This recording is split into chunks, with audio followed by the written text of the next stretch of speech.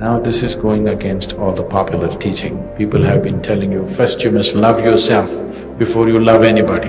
Whatever your emotional process is just local gossip. Enjoy it if it's nice, but don't believe it. You're a little in love with yourself. You are heading towards schizophrenic condition.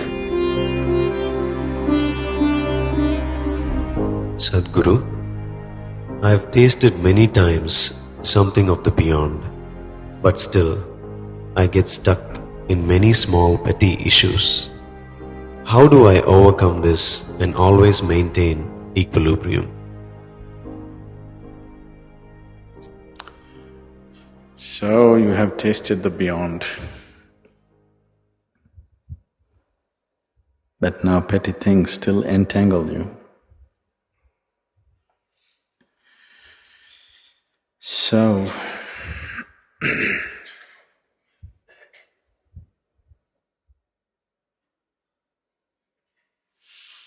if you have tasted it for a moment, just for one moment, there is something beyond what you think and feel. If that has become a real thing for you, even for a moment, then you must invest your life towards that. Yes, I'm trying to, but petty things carry me away. So, you're little falling in love with yourself. That is why, even though the taste of the beyond is somewhere on your tongue, you still can get entangled because you're little becoming inflated personality. You're little in love with yourself. Is that wrong? Nothing wrong. It's just called madness. Because love is an effort, love is a longing to include something as a part of yourself. Love is a process. Love is a possibility where you could become larger than who you are. You could become more than what you are by inclusion. Now, if you wallow in your own self-love, now this is going against all the popular teaching. People have been telling you, first you must love yourself before you love anybody. If you cannot love yourself, how can you love anybody?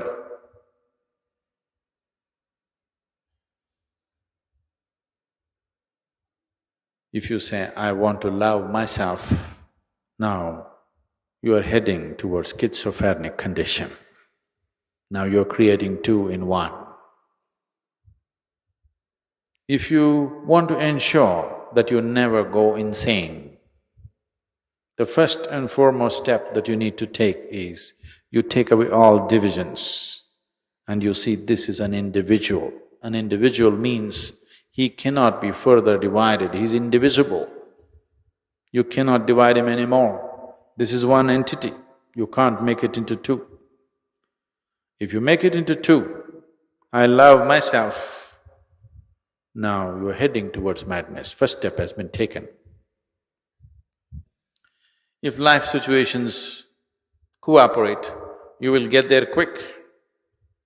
If life situations don't create that situation for you, you may manage within socially accepted levels of that madness. So, the reason why, even if divine touches your tongue, even if the taste of the divine is there on your tongue, you can still get entangled, is simply self-love. It is a sure step, first step towards madness. Whether you're going to get there to the asylum status or you will get only to the ashram status is subject to many things. But This happened to a man. He wanted to enroll himself in a college. So he saw a big building and walked in. There they had registration forms, he filled up everything. He signed, and when he went to the official to give it, to be enrolled in the college, the official said, "But this is not a college, this is an asylum." Then the man said, "But no, I wanted to join a college." But the official said, "No, this is an asylum." Then the man thought, "But I have already filled my registration form, so what difference, I will join up."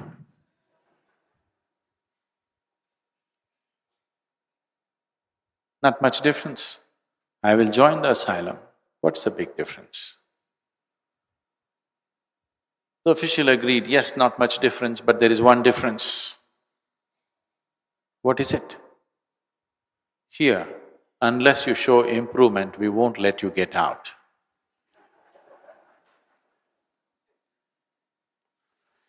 So,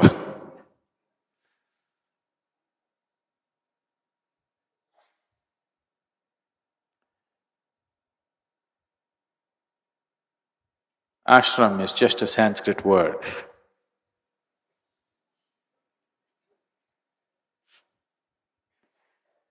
An English word would be too insulting. So, ashram. Because with the taste of the divine on your tongue, you're trying or you have the necessary foolishness in you to fall in love with something so limited which you call as myself. That is a sure sign of madness. That is definitely a sure sign of madness.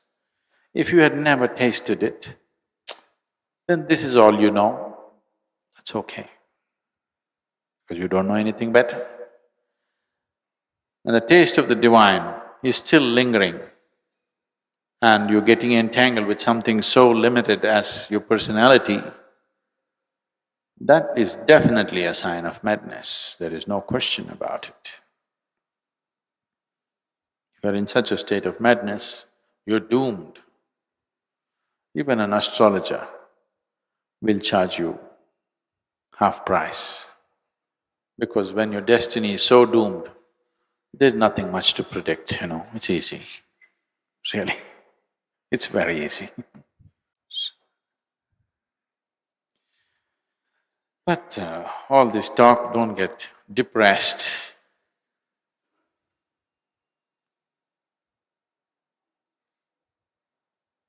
Should I be an optimist or a pessimist on the spiritual path?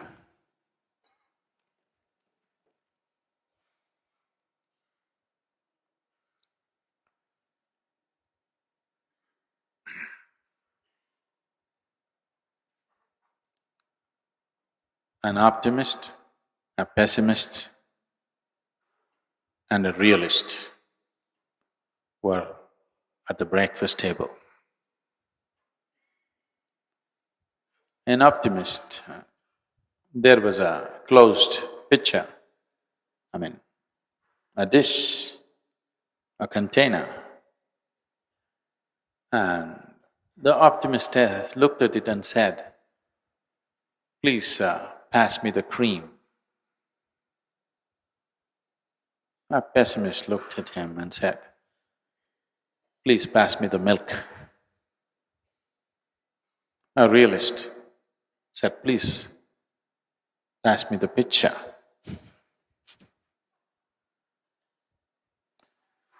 So, if you're an optimist, you will be misled.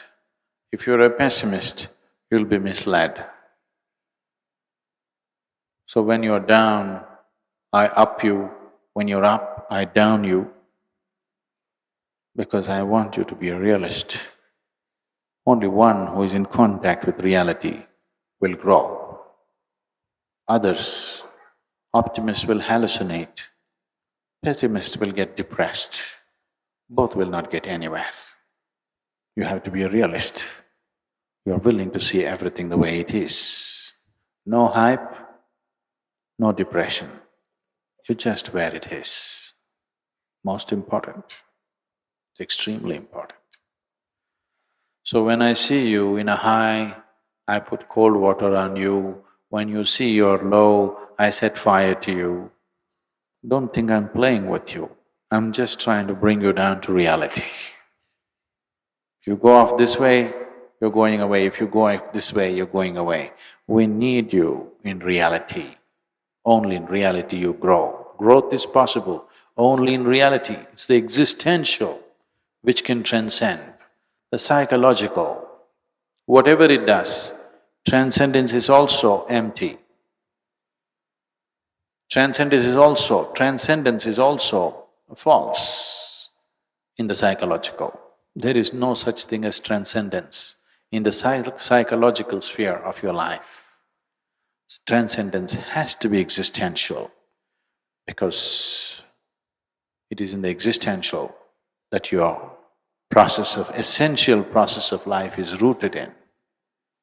What is happening in your mind, your thought and your emotion are psychological. They are just a small offshoot of life. It's not life. Right now, it may be keeping you fully engaged. Your thought and your emotion may be keeping you fully engaged right now, but it is just a small offshoot of life. It is not life. You can think what you want. Even if you're fast asleep, you're still life.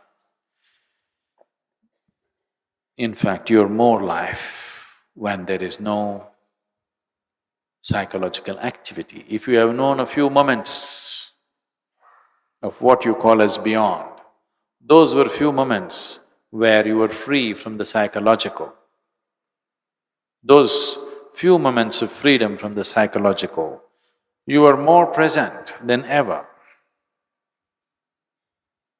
Years of living, a few moments where you're free from the psychological process were the most significant moments of presence in your life. So, that little taste that you have known, you must invest your life in that direction, not what your thoughts say, not what your emotions say. Your emotions and thoughts can say whatever they want. They will say one thing today, tomorrow morning they'll change their opinion. They're just like the local gossip. It keeps shifting. It keeps shifting what people are talking about today and what they're talking about tomorrow. Similarly in your mind, whatever your thought process is, whatever your emotional process is just local gossip, very localized to you. Enjoy it if it's nice, but don't believe it. If you like the gossip, you enjoy it. Gossip is for entertainment. You don't start your spiritual process and gossip. You don't start anything that really matters and gossip. If the taste of the divine has come to you, then you will see entertainment doesn't mean anything. Suddenly entertainment doesn't mean anything at all to you because all entertainment looks too stale and ridiculous for one who has tasted the real thing.